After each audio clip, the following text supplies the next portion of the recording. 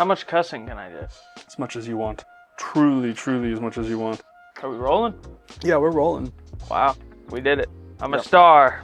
Okay, so first and foremost, why don't you introduce yourself? My name's Colton Blackledge. Okay, Colton Blackledge. And how long have we known each other? About 1,000,000 years. Since the dawn of time. Yeah, since fish first came to land. Yeah, I remember crawling out of the primordial sea with you. Mm-hmm. Yeah. Way back when me and Ben were homies in the ocean.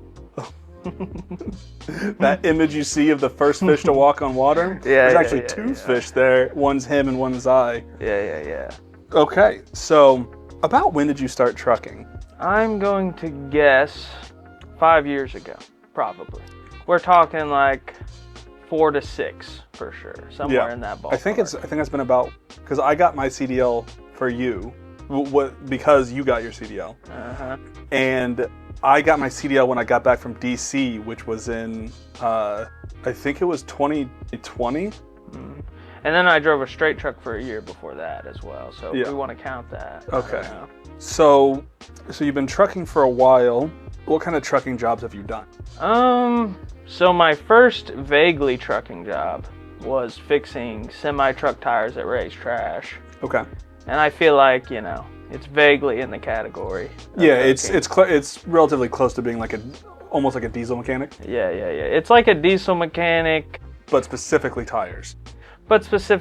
I'm assuming they only had you do tires because you didn't have any formal diesel mechanic training. Yeah. It's a lot easier to replace a tire. Find some dude to fix a tire than to find a dude to fix a diesel engine. Yeah.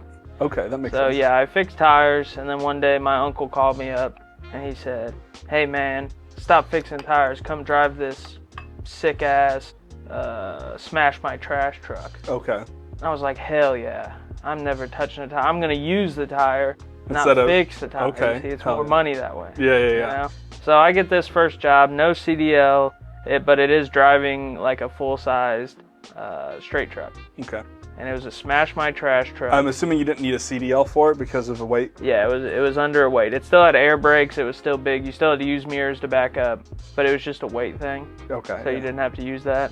And it was this cool machine that would it had a big spiky ball at the end. You go to a dumpster. So you back up to a dumpster. Yeah. And it's full of trash, You can't fit any more trash in it. Yeah. So then you'd call this company Smash My Trash, and we back up to it and take literally a giant spike ball of destruction that I controlled with hydraulic controls from like this tower thingy. And you just flatten all the trash, crush it up, grind it up until you'd take pallets, turn them into toothpicks, and then you'd have a lot more room for trash, saving the company money. Yeah, because a lot of trash companies, when they come to pick up your trash, they charge you not by weight but by dumpster. So if you can, one of the 3 R's, if you can reduce the amount of trash inside that dumpster, you can essentially double the amount of time you can have that dumpster before you have to get it pulled. Yeah, but trash companies hated us. I bet. Because we'd give them giant, heavy, as packed as you could get dumpsters. Yeah, they would be pissed. They would be pissed because they would only charge for 1 dumpster, but it'd be 3 times the weight. Same price, but it's like 7 dumpsters in there or something. Yeah, okay. I can imagine. Okay, so you did Smash My Trash. What'd you do after? Then I went to go work for my uncle hauling trash. This is when I had to actually get my so you actually got your CDL. You and I went to the same CDL school. Yeah. What was that? Driving 365? No, it was 360 something. I think Drive 365 is the JB Hunt app. Yeah, that sounds right. Driving. It was driving, 160 Driving Academy. Yeah. Because you had to have 160 60 hours. Yeah, that's what it was. Number driving. Yeah, that's what it was. Okay. So yeah, I went there. How long did the CDL class take you to do? Because for me, it took me, I think it took me like a month and a half because I was put on a wait list between class work and actual physical with the truck work. Yeah, that sounds about right. Probably like a month or so, somewhere in there, that ballpark. Okay. Yeah, I drove stick in school. Okay. Have you had to drive stick since you've been out of school? No. Same. There's very few sticks left in the world. Unless you, mostly for, like if you work for a company, they're mostly going to be automatic. But if you buy your own truck, then, you know, a lot of people will get their really fancy Peterbilt and Kenworths and put stick shift in them. These dogs are crazy. Yeah, they are going wild. I wish I could do something about this. Yeah. Audience, in the comments, what can we do about these? Yeah, tell us in the future what we can do now. yeah. But what were we talking about? Stick shift. Yeah. Yeah, a lot of people that go off-road, like oil field dudes, will still have them. Yeah.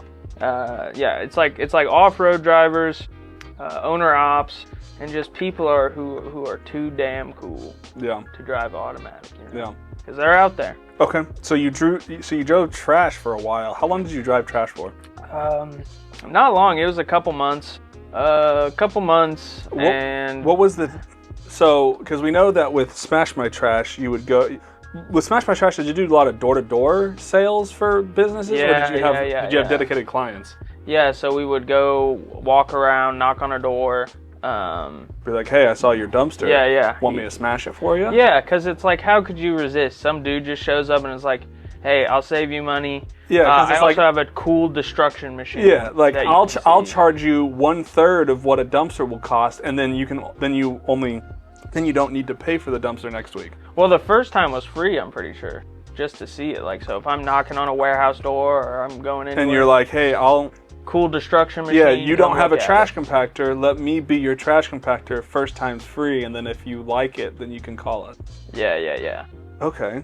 And then, what was the average day like when you were hauling trash? Like, what time did you wake up? How long did you work? What was the process like? So it was waking up relatively early. I think I'd get to work at like 6. Okay. 5 or 6. Mm-hmm. And we would get in these. It was a Kenworth, like 820 or 920 or something like that. It was the middle row of Kenworth, so it wasn't the first. Wasn't like a really nice one, but it wasn't like a piece of shit. It was like the upgrade. It was right in the middle, and it was damn near ungoverned. You could move in that bad boy. It was awesome.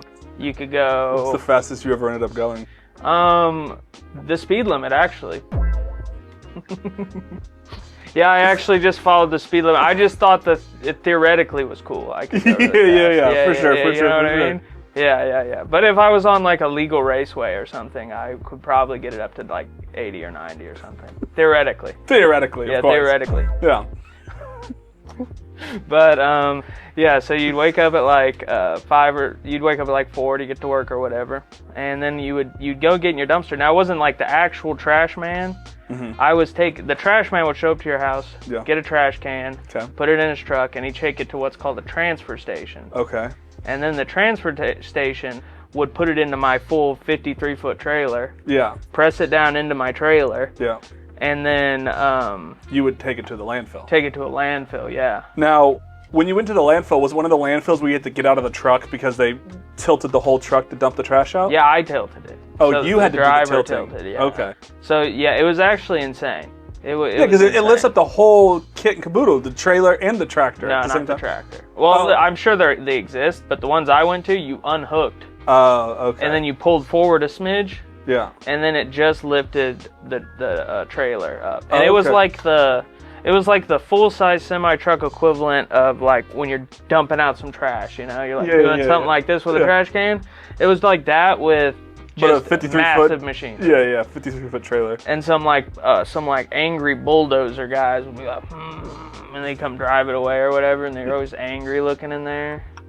And you could talk to them on the CB. They worked with trash. They probably hated their life. You know, trash, they make good money. And you get free shit sometimes. Yeah. Mostly not like it's mostly the garbage guys who get the good shit. Yeah. But I'd assume they'd still get something. Yeah.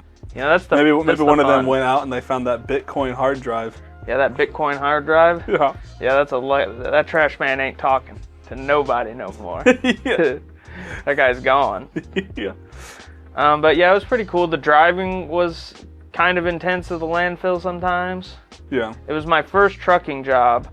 Like actual trucking. Yeah, like actual holding trucking. job. Yeah, with a real trailer. Yeah. With articulation and stuff. Okay. And the tipper, it was called, the thing that picked up the thing. Yeah. Well, it had like like half a foot of air on either side to back up to the tipper. Yeah. That's not a lot of. That's 6 inches is not a lot. Yeah, it's really not. It was really tight. So you probably got pretty good at backing then by doing that. Vaguely. Vaguely. I mean, I had all these like older truckers, like, and we all were on the same CB because when you're at a landfill, there's a CB channel. Yeah. For the landfill, you turn to that channel when you're there. Yeah. And like I'd be backing up, and they'd be on there like, looks like we got a mirror smasher, boys. Fucking, you know. And I'm like just trying to survive at this landfill or whatever. I'm crying. So I'm crying. you pull into this shit. landfill, and it turns into like a Call of Duty pregame lobby, just a bunch of people talking shit about. Oh you. yeah, it was a lot of people talking shit about me, and I was just trying to make it. And the thing was like when it would rain. Yeah. It would turn into like an off-road bonanza. Oh, God. It was like something like you do in a video game or something. It was like driving a semi-truck through like mud that would go up to your knee type shit. So like mud so bad you turn the steering wheel all the way to the right. Yeah. And you're going forward. Like mud so deep that you turn the steering wheel and you don't move. That's crazy. It was crazy. Fuck you. But yeah, it was crazy, and they had a bulldozer sitting right there for people that would get stuck, because that's how often people were getting stuck. They had a bulldozer sitting dedicated there to pulling people out. Yeah. Why? And I pulled up, and I'm like, hey, how do I even do this? And they're like, oh, follow the gravel. And I look ahead because they place gravel in the mud. Yeah. And I just see mud, and I'm like, where's the gravel? There's mud. And they were like, oh, just follow the gravel. That's all they would tell me. I would be like, there is no gravel. And they'd be like, follow the gravel. And I'm like, oh, okay. Thanks for the help. Yeah, thanks for the help. So, yeah, now I have to back onto do a hard... The backs weren't that hard because you got a long pull forward, Yeah, you have a ton of space. Yeah, but actually getting it just perfect was the hard part, probably. Okay. All right, so you did that for a few months. Mm-hmm. Why did you stop doing that? Oh, well, the company went out of business or something like that. I'm not quite sure what happened. You just lost your job. I just lost that's all I know. Okay. So I don't have a job right now. Yeah. So you no longer have the job. Mm-hmm. What do you do after that? Well, luckily, I had my first trucker trainer. Yeah. Was Tony. Yep. He's a madman. He drives crazy. And he taught me how to drive like a crazy person. Hell yeah. Mm-hmm. And but always all the truck drivers out there, you're a loser if you're not sitting on the floor, okay? I need you to know that. That's crazy because I don't sit on the floor. You want to be this guy? No, don't sit on the floor. So yeah, he taught me sit on the floor, go real fast. Yeah. But the speed limit. Yeah, of course. That's what I meant. Yeah. Go real fast up to, but not exceeding the speed limit. Yeah, if I was talking to a DOT officer, that's what I'd say. Yeah. Absolutely. Okay. But yeah, so, and then he lost his job as well because the company's no longer there. Yeah. He worked there. Yeah. And so he's telling me, he's like, oh, get your endorsements, get your hazmat and stuff, and I'll hook you up at this place called AWG. Okay. So he hooked me up. And AWG stands for? American Welding Gas. Okay. Yeah, so it's a gas company. Okay. So he hooked me up with an interview there. Okay. And I went and interviewed, got the job, and then I was driving a straight truck, hauling gas cylinders, to a warehouse or welders or to a hospital, or like delivering like liquid nitrogen to dermatology places is a big thing. Just like local route stuff. Yeah, it's a home daily gig. Yeah, home daily gig, hauling all kinds of different gases for all kinds of purposes. Straight truck driving. And then I'd fill in with Class A work if someone was on vacation or there was a little too much work for the Class A. Yeah, so I'm assuming that when you first started, you kind of like a split driver, so like you just kind of did whatever needed to be done. Mm-hmm. But because you didn't have like any seniority, you didn't really get any of the cushy job. Yeah. Okay. Well, plus like it's just like the job that was there that was needed that they were hiring for was a route driver. So that's what I did, Okay. Prefer Class A work. Yeah. But I'll do whatever you need. I mean, you got paid the same either way. Yeah, right? It's hazmat work, and that sounds cool. Yeah. So I did that. Okay. How long did you do that for? I did that for about a year. Okay. And then what? Why'd you stop? Well, my girlfriend at the time wanted to move out to Colorado. Okay. And I followed her out there. Okay. So when you were out in Colorado, what did you do? I worked for JB Hunt. Oh, so that's why you had painted nails all the time. Yeah, I had painted nails, big homosexual, and I'm driving for JB Hunt out in Colorado. Yeah. What were you hauling? Tortillas. Tortillas? Tortillas, salsa, Mission tortillas though. Okay, so Mission Foods specifically. Yeah, Mission Foods, so sad tortillas. Yeah. It's like if you have depression and you wanted a taco and you don't respect yourself, you get Mission you tortillas. go get a Mission tortilla. You know? Okay, Yeah. all right. Now, was that home daily or was that OTR work? It was like I'd go out for 5 days or so. Okay, so it was like regional in the way that like you were home on the weekends. Yeah, I was home on the weekends. But you spent horrible things happened. Yeah, but you spent the week out on the road. Yeah, so sleeping in your truck and stuff. Sleeping in my truck, doing some real trucker stuff. Okay. Out west, you know. How did JB Hunt treat you as a driver? Because, you know, smaller companies usually treat their people better. Mm-hmm. Mega carriers like JB Hunt and Swift usually don't treat their drivers super well because, you know, they have so many, you're just a number. So how well was JB Hunt treating you? I feel like I got treated well by like the management. Yeah. You know, like I like the managers. But I feel like the company in general doesn't treat drivers very well. Yeah. Like it's not horrible by any means. Yeah. But it's a mega. Yeah. Is what I would say. You know? So like that's where it's at. Some people like really liked it there, stayed there a long time, made decent money because they were there forever. Yeah. But it's definitely not for everybody. Okay. You know? Because a lot of people tend to say that megas are a really good place to get experience because they hire pretty much anybody with a CDL. So you can, if you get a CDL, you work for a mega for a while until you have enough experience to go somewhere else. Yeah, I'd say that's true. I would say that's true. And so obviously we're not in Colorado anymore, so that means you moved back. Yeah, I moved back, yeah. Okay. So when you moved back, did you quit JB Hunt and then moved back, or were you still with JB Hunt and then you transferred when you moved back? So yeah, I was still with JB Hunt when I moved back. Okay. I was now hauling. So I moved from Colorado, did all my mountain stuff. Yeah. Moved back to Indiana. Oh, before we move on, what was your route in Colorado? Because if you stayed out for essentially an entire week, I doubt you were in Colorado the whole time. No. So what was your route? So I had a main route. Yeah. And then I had side routes that I do on occasion. Okay. Like what was the main route? The main route was Pueblo, Colorado. Okay. South of Springs. I actually delivered to a Target DC in Pueblo, Colorado. Yeah, I remember we were talking that day. Yeah, but it's just south of Colorado Springs. Okay. Which is south of Colorado, Denver. Yeah, okay. Yeah, because Pueblo, Colorado is like out of the mountains, kind of in like the arid part of Colorado. Because it's in the shadows of the mountains, so it doesn't get a whole lot of rain. Real desert-like there. Yeah. Yeah, real desert-like. So it's Pueblo to Rapid City, South Dakota. Okay. And then Spearfish later. Okay. So they added another stop. So was it just like the two stops, like you just drove from Pueblo straight up to South Dakota and make your first delivery, or did you have any stops along the way? No, it was a straight shot. Okay. Straight shot there, straight shot back from Pueblo to Rapid City. Okay, so and it took you essentially 2 days to get up there and then 2 days to get back? No. It would take 1 day to get up there, deliver. Okay. 1 day to get back. And then you just made that run multiple times a week? Yeah. Then you'd load up, go back. You know? Okay. Yeah. Now, did you have to load your own trailers? No, we didn't have to load the trailers. They had warehouse people do that. Okay. But we did unload the trailers with like one of those electric pallet jack deals. Did you have an electric pallet jack and a lift gate? Yep, and a lift gate, yep. Okay. And that's how we unloaded it. Okay.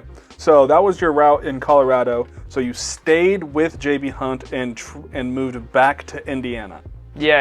Okay. So what were you doing when you were for JB Hunt when you were here in Indiana? Oh, popcorn. Popcorn. Well, I was supposed to. It was the JB Hunt job for Indiana when I moved back was just the strangest, bad. 0 stars. 0 stars. 0 stars. because like it was just the management was a mess. Like I remember I've talked to you while you worked there. You were always mad at the management. Always mad at the management. I don't, I'm not often mad guy. No, you're not. So the guy just was like against me for some reason. The trainers were weird. The jobs were weird. Something was strange going on in the weekend. But now, was it OTR work or was it a home daily position? It was weird. Or was it like a middle, like you would stay in your truck like one or 2 days a week? Yeah, so I think it was like 5 days a week on the road. Okay. But I was close enough to make it back. Yeah. So it could have been home daily. You just chose not to? It just wasn't. No, I didn't choose to. It just wasn't. Oh, it could have been. It could have been, but there was a sleeper on my truck, so it wasn't. It was more efficient that, people want their popcorn. I guess so. Everyone who eats popcorn out there, this is your fault that job sucked, okay? Stop eating popcorn, okay? But it's such a good snack. It is a good snack, but it's the devil's snack, they say. Who's they? They're listening. Okay. So I can't go any further on that. Okay. All right. So that job sucked ass. Were you paid by the mile, paid by the day? Just a flat weekly rate? It was like, paid by the day. Okay. And if you don't mind me asking, how much was the pay per day? I completely forget. Hell yeah. Wasn't great. I think it was, if I remember correctly, because while you were doing that, I was doing Dick's Sporting Goods for Swift, and I think you made more than I did per day. As I should. But because you were home 2 days a week and I was only home 1 day a week, we made about the same amount of money. Yeah. I think you made like close to $300 a day, where I was making it close to $250, but I had that extra day on the end, so the paychecks were about the same. That sounds about right. Yeah, that job I had like this crazy trainer, and like he just was always mad at me and yelling at me. Okay. I just did my best to be respectful, Yeah, as you should. And then this one, because he's the trainer, but he was just a crazy man. He was always telling me about aliens. But it wasn't even like good alien stuff. Yeah. Like there's like good alien stuff where you see that and you're like, this is interesting. Maybe this is cool. It was like lame alien stuff. Okay. Like the president's a lizard or whatever. You're like, that's not even fun. Like that's just like it's just too obvious. My brain just turns off when you tell me this. Yeah. Like Joe Biden's a damn lizard man. Everybody's a lizard man. Yeah. But he would tell me. He was telling me all this, and he would either tell me about how there's aliens coming for us, okay, or how much I suck. Those are the two. Those are the two conversations. The two conversations was aliens and you're bad. Yes, and cool. It was hell. What a solid trainer that guy was. It was hell, and and then me and him got in this fight about something dumb, and I was just he was like telling me like I backed up too fast or something, and I was telling him like, you haven't respected me for a whole week and have just berated me. You can berate me because you're my trainer, but if I could get like just the smidge of respect, we could just get done with this job. Yeah. But then since I talked back to him slightly, he wanted me gone. So I got kicked out of his truck, and then I was on my way. And then the day I got kicked out of my truck, my old boss AWG. From AWG, yeah. Mike called me up and was like, hey, I got a job opening. And I was just like, he's my savior. Yeah. Came down from the heaven and saved me from this evil JB Hunt. So then I hauled popcorn for a little while he was getting that worked out. Okay. Like getting the actual position opened. Yeah. The light was at the end of the tunnel. Yeah, you could see the end. Through the kernels. Through the popcorn kernels, you could see. I could see. You could see the light. Yes, it was a beautiful light. Okay. And so now you are back at AWG. Mm-hmm. So how long have you been working for AWG this time? I think I'm back at a year. Okay. About at AWG. Okay. And do you do more of the same that you did the last time you worked at AWG, or are you more specialized now? I'd say I'm more specialized now. I drive. I can drive every truck we have. Okay. Which is tankers, like full-size 53-foot tankers. Yeah, like gas tank, like bulk liquid. Okay, so all right. So by bulk liquid, do you do bulk liquid and bulk gas, or just bulk liquid? Because they're two different trailers. Yeah, we do bulk gas as well. I do that as well. Bulk liquid's just cooler. Yeah. Because you're running a pump on it and stuff. Okay. Bulk gas is kind of like, it's just a kind of a sketchy trailer you're driving around. There's nothing special to it. Yeah. But the bulk liquid's where it's cool. You're wearing all your like gear. You got like a hard hat, ear protection, eye covers. You got like the flame resistant clothes on, long gloves on that are like cryo gloves. Whoa. You're just a cool guy. Yeah, you're doing some cool shit. When you're doing tankers, you're turning all these knobs. Mm-hmm. And if you never turn a knob, I recommend it. Yeah, is that much fun? They're cool. Okay. Knobs are in. Yeah. All right. So, and then I also know that you've also hauled bulk. I think what was it, like hydrogen, where there's the multiple smaller tubes for one trailer? Yeah. That's a tuber trailer. It's like a bunch of tubes stacked on top of each other and like tied together with metal bands. Okay. And then I haul CO2 for like restaurants or something. Okay. So if you're ever sipping on a sody pop, there's a good chance that you might have delivered that. Oh yes, anywhere in the country. I probably put that bubbles there. Wow, you drive all around the country? Yeah, all around the country. Any soda anyone's ever drinking, you can thank me. Okay. Well, thank you for the CO2 for this delicious unbranded I remember beverage. that can. Yeah. Yeah. What's the barcode on that? 432789334. Wow, that's crazy. That's exactly what it is. I filled that can. Yeah. Okay. You're welcome. Yeah. Thank you. And then I haul propane to like houses. And propane accessories. Propane accessories. Me and Hank Hill, we hop in the truck. Yeah. And we'll go like to some dudes. It's mostly like country houses. Yeah. Hook up their propane tank so they can have heat. You've also delivered to pig farms, right? Yeah, pig farm. That one, you told me that one was horrifying. We don't talk about the pig farms. Okay. Guess we won't talk about the pig farms. Move past that. Okay. Cut it. Okay, so you still work for AWG, so you haul hazmat stuff, hazmat and tanker. Okay. Now you've never been a owner operator. You've never had your own truck. No. Okay. I'm but a poor peasant. What made you start in the industry? Mostly I was working on the trucks, like I was saying. I had an interest in it, and then my uncle kind of just showed up and gave me an opportunity to get into it. Yeah. And now I'm here. Okay. Now what kind, so you've driven a ton of different kinds of trucks.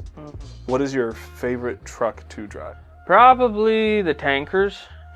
Just because I like extra stuff going on. I don't like as much just driving somewhere, like dropping a trailer or sitting somewhere and don't do anything. You mean to tell me you don't want to sit at a shipper for 17 hours waiting for them to figure their stuff out? No.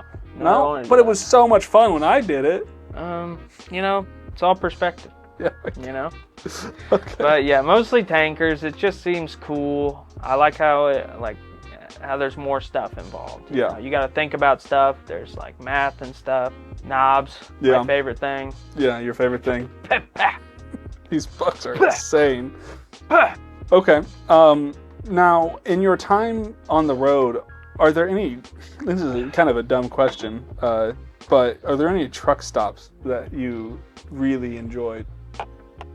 Any truck stops? Yeah, any particular? Because I've been to like the Iowa 80 truck stop. The biggest truck stop in America. Oh yeah, I've been to that one. Yeah, that one was pretty cool. That one is pretty cool with all the endless parking. Yeah. Spinning fancy trucks. Yeah, 3 stories with a barber shop on the 2nd story. Yeah, that is a fine location. Yeah. That is a truck mecca. Did you ever go into the truck museum there? Because there is one. Oh, yeah, no, I didn't get to go in the truck museum. I always wanted to, but I haven't been to Iowa in many, many moons. Yeah, many moons have passed.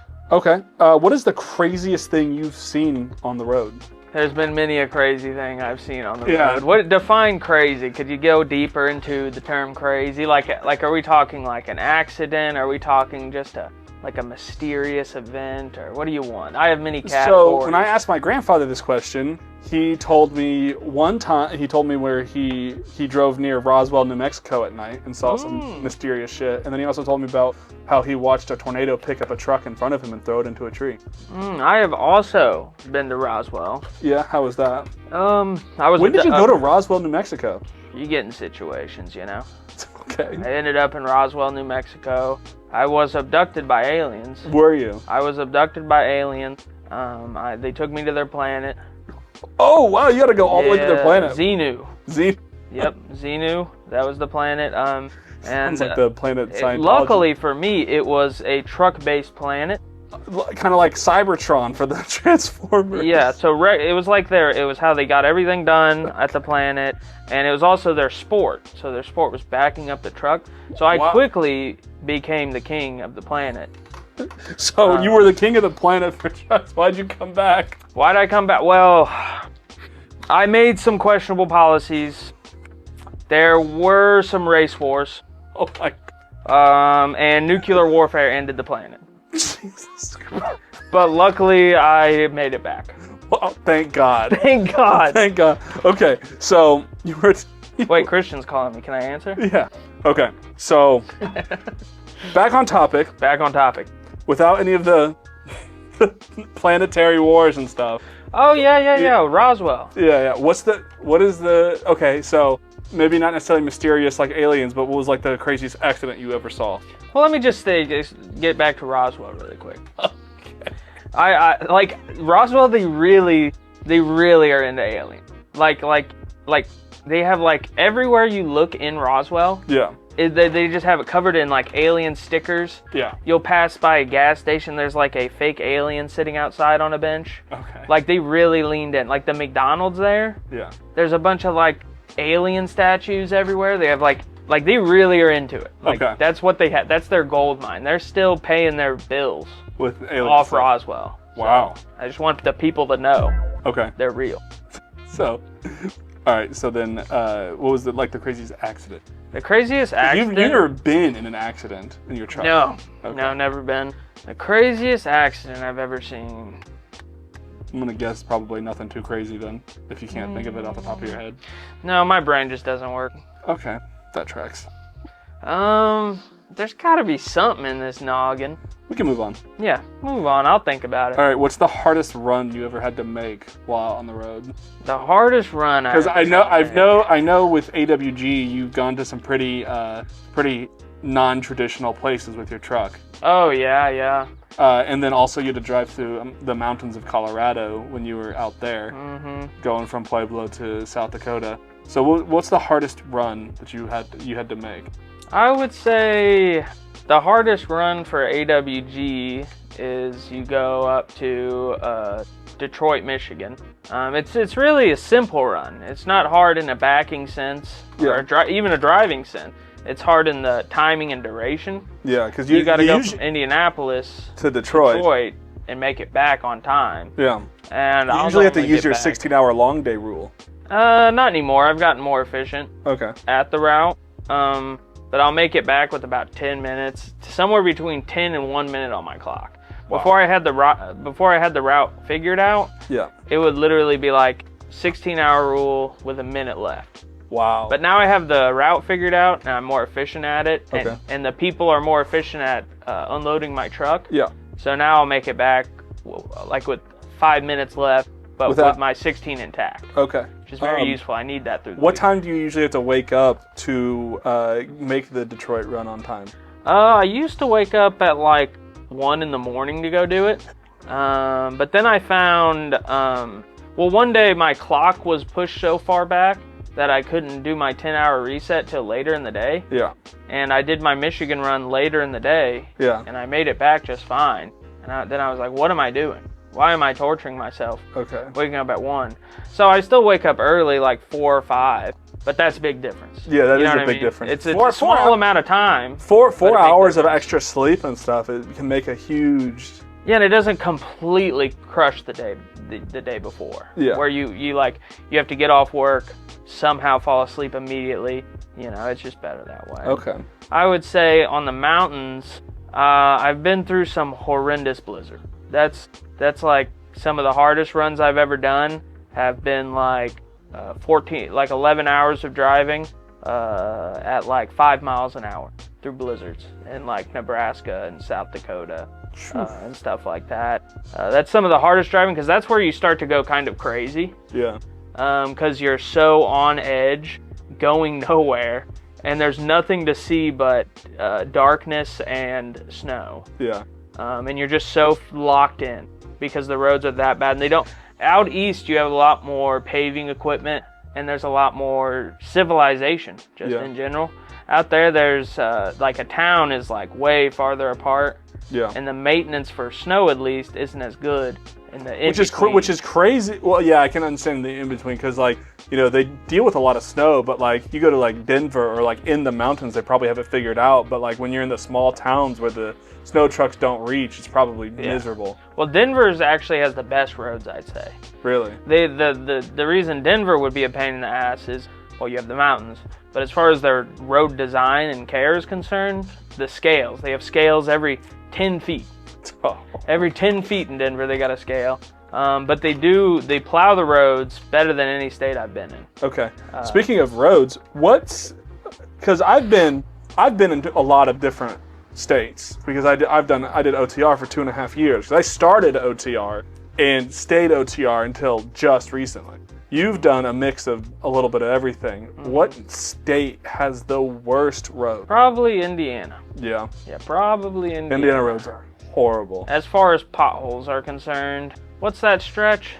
You know what I'm talking about. The one where I-70 East near Richmond, Indiana. Yeah, the one where there's potholes on I-70 near Richmond that'll send you to heaven. They'll send you. If you don't have anything that's not bolted down in your truck, will be moved if you're driving on that road. You will get a concussion driving on the road. I'm talking like my drink flies out of the cup holder. My phone falls off the phone holder. I sit on the floor because I'm a cool guy. Yeah. And my seat goes all the way full extended, and I come crashing back down to the earth. Yeah, and I'm just and then get this. So you hit a pothole like that. Yeah. You hit a pothole that'll shake the foundation of your truck. Yeah. And then this cop's gonna pull you over and be like, "Yep, your left, right, front, fifth torque wrench wheel over here is 5 millimeters out of spec. I'm gonna have to ticket you for that. Welcome to Indiana." And I'm just like, I love this. This is a good industry. It's like a police state for people working. Yeah. It's nice. Yeah. Because I've heard stories of people who will get pulled into a DOT station for an inspection, and everything that you pre-trip will be fine, but then they'll find a bushing in the fifth wheel, which I don't even know. To this day, I don't know what a bushing is, but they said that the DOT officer found a bushing in the fifth wheel that was, it was going bad. It had not failed yet, but it was getting close to failing, so they got put out of service for it, which is an automatic 10 points on your license. Automatic. For something that, as a truck driver, you have no ability to check that. Don't even know how to check that. Don't even know. That's the beauty of it. But it's still my fault. That's the beauty of it. Even if I could get my truck serviced every 3 months, but if the maintenance guy doesn't check that bushing every 3 months and then it goes bad, it's my fault. Mm-hmm. It's dumb. Okay. Dumb. So do you use your CB radio a lot? So at AWG, I do not have a CB radio, which is tragic. Yeah. CB radios are cool and they're useful. Yeah. A lot of people hate on them. Most people I meet who I talk to about CBs hate on CBs. I don't understand why you would ever hate, because it's good to have. Like, I can understand not wanting to have it on because you don't want to, especially that one dude somewhere in the country who's just blasting conspiracy theories over the radio waves. That if you're but that's fun. Yeah, but what do you do? Driving down the road. Yeah. Let's go listen to Uncle Phil tell me about freaking some madness. You know, you don't get that on the FM station. That's true. You know, that's some free entertainment.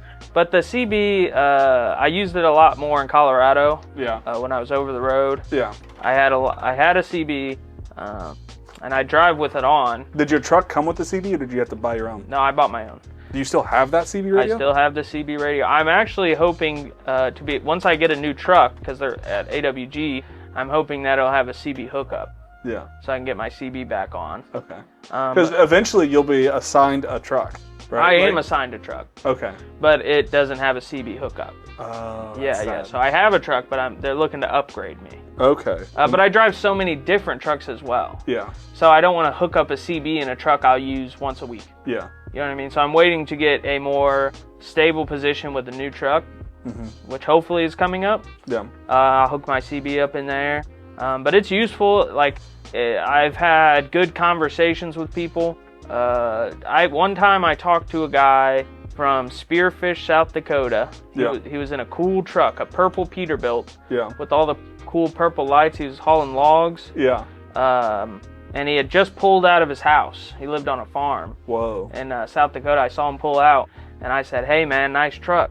And he's like, "Thanks, man." And I talked to that fella from Spearfish, South Dakota to Cheyenne, Wyoming. Wow. And then we parted ways. And it was through the night. No one else was around. Just me and this dude chit-chatting. That's pretty sick. It was a good time, and I've had little conversations. That was the longest one by far. Yeah. I've had little conversations with people. It's kind of fun. It's usually pretty good to like find out like if you get into a traffic jam, then you can ask truck drivers on the other side of the road what's causing it. Yeah. So that's like the fun side of it. It's cool. I think that's cool place in trucker history. Yeah. Then you have your useful side. Like, I've had people tell me, like, hey, get to the left lane, get to the right lane, middle lane's closed, while you're in a traffic jam. Yeah. And you'll have people coming from oncoming traffic, yeah. see being you, who's stuck in traffic, which lane to get into because they saw the front of the accident. Yeah. And you can hit people up that way. I've told people, one time I was driving through blizzard-like conditions in Wyoming. Yeah. And there was a cattle hauler turning right, and I had just passed through there. This is the middle of nowhere, Wyoming, which is 90% of Wyoming. Yeah. And there was a blizzard going on, and it was night. Couldn't see very well. Yeah. And there was a car a couple miles the direction that fellow was heading in. Yeah. A white car stuck in the middle of the road, 2-lane road, stuck in the middle of the road at the bottom of a curve. So like the road like bowled in, Yeah. And this white car was at the bottom of the road. And because I had the CB, I was able to let that guy know that that car was there. He's like, "Thanks, man. You just saved my ass." Yeah. That could have been bad. Yeah. It was broke down, no lights on, in the snow. Oh shit. Yeah, okay. a white car in the middle of the road. In snow, so it's like It would have basically been invisible. bad. It would have been bad. He would, if he saw it, it would have been too late. Yeah, probably. I mean, he could have avoided it, but He probably would have been in the grass. Best case scenario. Yeah. He probably would have been stuck in the grass. So then, that's a perfect case of how a CB can be useful. Yeah. Do you ever often use it to talk shit to people, like a driver driving like a fucking asshole, so you call them out on the CB? I think I've called out a couple egregious people. Yeah. But not really for talking shit. Yeah. Reasons. More like, hey, buddy, you're like a danger to the people Society. around you. Yeah.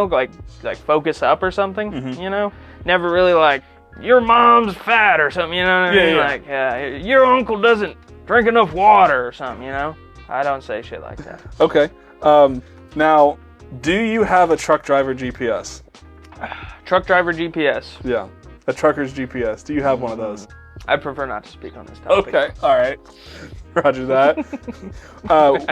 How do you? Okay, so you may or may not have a truck driving GPS that a really nice, awesome friend may or may not have given to you for free. Yes, that may or may not be true. I Okay. can't confirm nor deny Okay. if that happens. What's the process that you go through to plan your routes? Because I know with AWG you make multiple stops in a day, but whereas with JB Hunt you basically just straight shot up to South Dakota without making any stops in between. So what was it like? What's it like to plan your routes? Because with me being OTR, it's like the way I plan my route is I plan my route to my pickup and then to my delivery, and that's my plan, and I use a GPS to do it. When my grandfather was coming up, there was no there wasn't even internet. So him planning the route was looking at road atlases, getting to the town that he needed to get to, and then buying a local map in that town to find the address he needed to go to. So what is the process for you planning your routes now that you with your home daily gig? So basically, my great fantastic boss man, who should give me a raise, he puts all these stops that I need to do for the day Okay. into a robot of some sort, sort of robot. Yeah. And it makes the most efficient route, Okay. and then he adjusts that however it needs to be adjusted for whatever reason. Okay. If something needs somewhere first or something like that. Yeah. And this robot creates the most efficient route, and then it's really nice, really easy. You just go boop, I'm on my way there. Boop, I'm on my way there. Okay. For JB Hunt, I would just get a paper with an address. Yeah. And a delivery time, I'd have to figure it out. Okay.